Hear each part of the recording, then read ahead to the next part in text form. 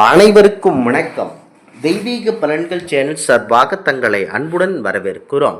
இன்று நம் காணொளியில் காண விரும்புவது பெண்களுக்குரிய ஆயில்யம் நட்சத்திரம் சிறப்புகளை பற்றி இந்த காணொளியில் பார்க்கலாம்.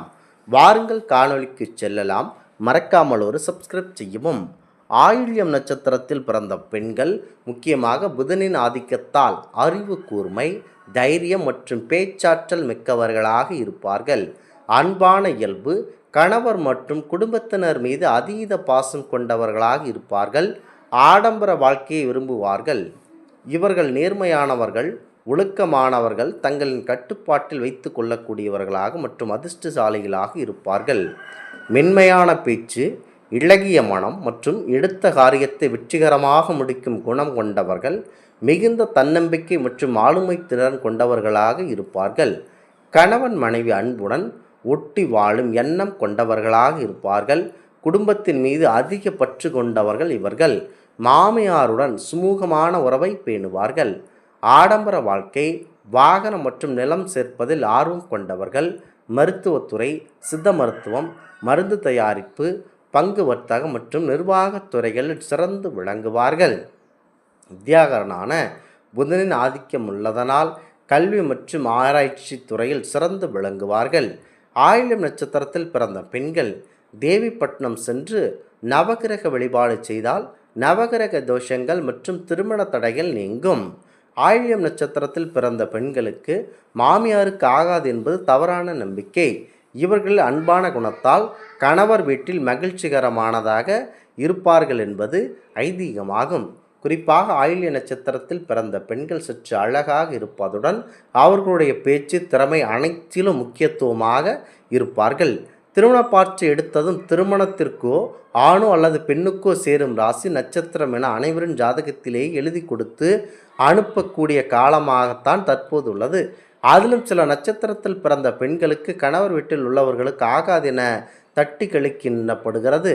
அதனால் முக்கியமாக மூலம் நட்சத்திரமாக இருந்தால் மாமனாருக்கு ஆகாது என்ற மூட நம்பிக்கை இன்றும் பின்பற்றப்படுகிறது. அந்த வகையில் இங்கு கடகராசியில் இடம்பெறக்கூடிய ஆயில் நட்சத்திரத்தில் 3 மற்றும் 4ஆம் பாதத்தில் பிறந்த பெண்கள் ஒதுக்கப்படுவது வாடிக்கையாக விட்டது என்பது வெறும் வருத்தத்திற்குரியது. திருமண பேச்சு வார்த்தை எடுத்ததும் திருமணத்திற்கான ஆணோ அல்லது பெண்ணுக்கோ சேரும் ராசி நட்சத்திரம் என அவர்களின் ஜாதகத்திலேயே எழுதி கொடுத்து அனுப்பக்கூடிய காலம்தான் இப்போது. அதிலும் சில நட்சத்திரத்தில் பிறந்த பெண்களுக்கு கணவர் வீட்டில் உள்ளவர்களுக்கு ஆகாது என தட்டி கழிக்கப்படுவது வருத்தத்திற்குரியது. மூலம் நட்சத்திரமாக இருந்தால் மாமனாருக்கு ஆகாது என்ற மூட நம்பிக்கை இன்றும் பின்பற்றப்படுவது பெண்களுக்கு மிகப்பெரிய வருத்தத்தை ஏற்படுத்துகிறது. இது ஒரு பெரிய தலைவலியாகவே அமைகிறது. அந்த வகையில் இங்கு கடக ராசியில் இடம்பெறக்கூடிய ஆயில்யம் நட்சத்திரம் 3 மற்றும் 4ஆம் பாதத்தில் பிறந்த பெண்கள் ஒதுக்கப்படுவதும் வாடிக்கையாக இருப்பது என்பது மாபெரும் வருத்தத்திற்குரியதாக இன்றளவும் பேர்க்கப்படுகிறது. மகாவிஷ்ணு ராமாவதாரம் எடுத்தபோது ராமனை விட்டு எப்போதும் பிரியாதவராக ராமனின் பணிகளை சிறமேற்கொண்டு செய்தவர் ஆயில்யம் நட்சத்திரத்தில் பிறந்த லக்ஷ்மணன். மகாவிஷ்ணு ராமாவதாரம் எடுக்கும்போது தன்னுடன் ஆதிசேஷன், சங்கு, சக்கரம் ஆகியோர் தன்னுடன் இருக்கும்படி செய்தார். அதாவது ஆதிசேஷன் லக்ஷ்மணனாகும், பஞ்சாட்சினம் எனும் சங்கு பரதனாகும், சக்கரம் சத்ருகனாகும் பிறந்தனர். ஜோதிடப்படி ஆயில்யம் நட்சத்திரத்தில் புதன் அதிபதியாகும். நட்சத்திரத்தின் அதிதேவதை நாகம். இப்படிப்பட்ட மிக புனிதமான நட்சத்திரம் ஏன் தோஷ நட்சத்திரமாக பார்க்கப்படுகின்றனர் என குழம்பிக் கொண்டிருக்கிறார்கள். கடகராசி ஆயில்யம் நட்சத்திரத்தில் பிறந்த பெண்ணை திருமணம் செய்தால் மாமியாருக்கு ஆகாது என மணமகன் வீட்டார்கள் ஒதுக்கப்படுவது மாபெரும் எரிச்சலை ஏற்படுத்துகிறது. கடகராசியில் இருக்கும் ஆயில்யம் 3 மற்றும் 4ஆம் பாதம் கொண்ட பெண்கள் அவர்களின் திருமண பருவ காலத்தில் சுக்கிர திசை நடக்கும். குறிப்பாக ஆயில்யம் 4ஆம் பாதம் அம்சத்தில் உச்சமாக இருக்கும் சுக்கிர திசை நல்ல முறையில் இருப்பின் அந்த பெண்ணுக்கு சுக்கிர திசை நல்ல பலனையே தரும். அதிதேவதை நாகம் என்பதனால் பாம்பின் வழியில் குறுக்கிட்டால் அதன் குணமான சீறுதல், கொத்துதல் என இருப்பர்.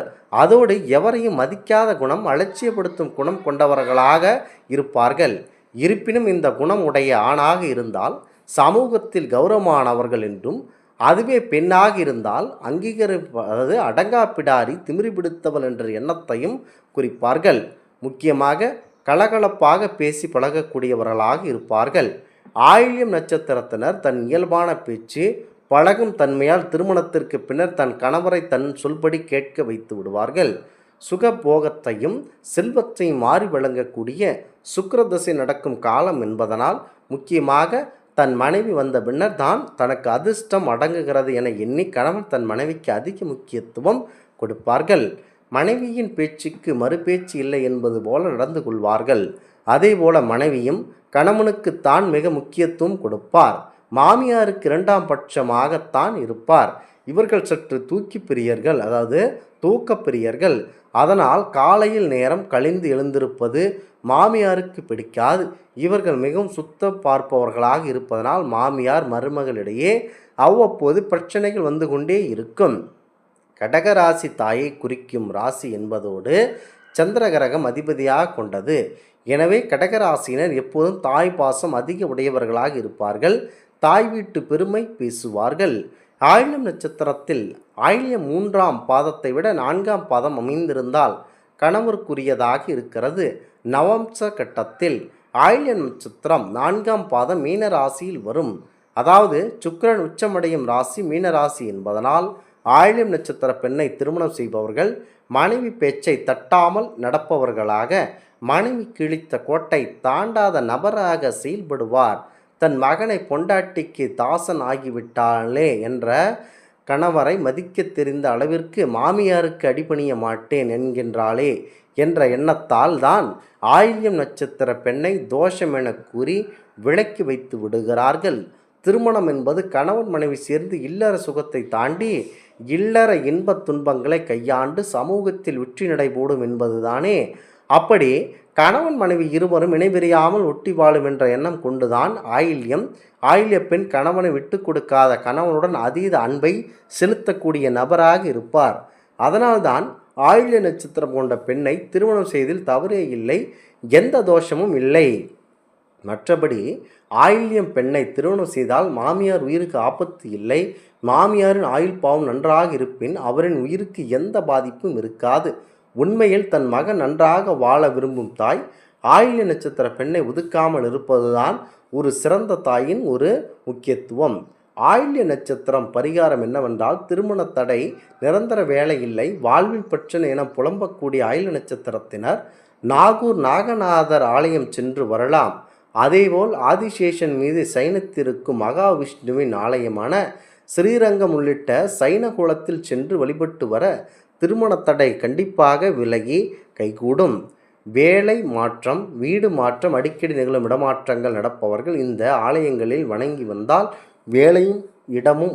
வேலையும் இருப்பிடமும் நிரந்தரத்தன்மை ஏற்படும்.